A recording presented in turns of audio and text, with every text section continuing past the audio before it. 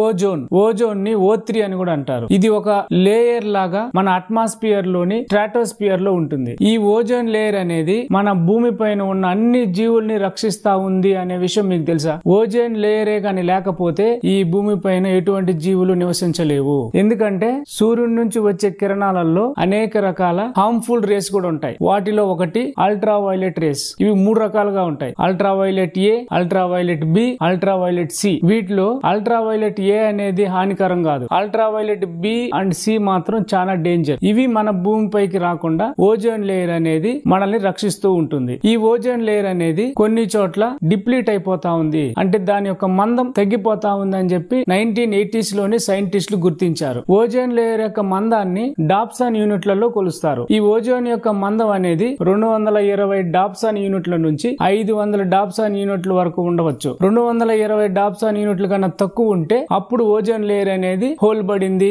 Ozone layer deplete అయింది అని మనం చెప్పొచ్చు. మరి ఈ ఓజోన్ లేయర్ అనేది ఎందుకు డిప్లీట్ అయిపోతుంది? మన ఇళ్లలో వాడే స్ప్రేలలో, రిఫ్రిజిరేటర్లలో, ఏసీలలో ఫ్లోరో కార్బన్స్ ను వాడుతూ ఉంటారు. ఇవి వాతావరణంలోకి రిలీజ్ అయ్యి ఇది ఓజోన్ తో రియాక్ట్ అయ్యి దాని యొక్క మందం అనేది తగ్గిపోతా ఉంది. సో అప్పటి నుంచి ఈ CFCs ఎక్కువైనప్పటి నుంచే ఓజోన్ అనేది డిప్లీట్ కావడం జరుగుతా ఉంది. దాని వల్ల మానవ మనుగడ కూడా చాలా డేంజర్ లో పడతా ఉందని గుర్తించి ప్రపంచంలోని అన్ని దేశాల వాళ్ళు 1987 లో కెనడాలోని మాంట్రియాల్ లో ఒక మీటింగ్ పెట్టుకొని ఆ మీటింగ్ లో ఒక ప్రోటోకాల్ ని నిర్ణయించుకున్నారు. దాన్నే మాంట్రియాల్ ప్రోటోకాల్ అంటారు. దాని ప్రకారం ఓజోన్ లేయర్ ని దెబ్బతీసే హానికర కార్యక్రమాలను, హానికర వస్తువులను తయారు చేయకూడదని, వాటిని నియంత్రించాలని, వీలైనంత వరకు వాడకూడదని నిర్ణయించారు. అది ఏ రోజు అంటే సెప్టెంబర్ 16. ఆ రోజు గుర్తుగా ప్రతి సంవత్సరం ఇంటర్నేషనల్ ఓజోన్ డే గా జరుపుకుంటారు. లేదంటే వరల్డ్ ఓజోన్ డే అని చెప్తారు. తెలుగులో అయితే అంతర్జాతీయ ఓజోన్ దినోత్సవంగా చెప్పుకుంటాం.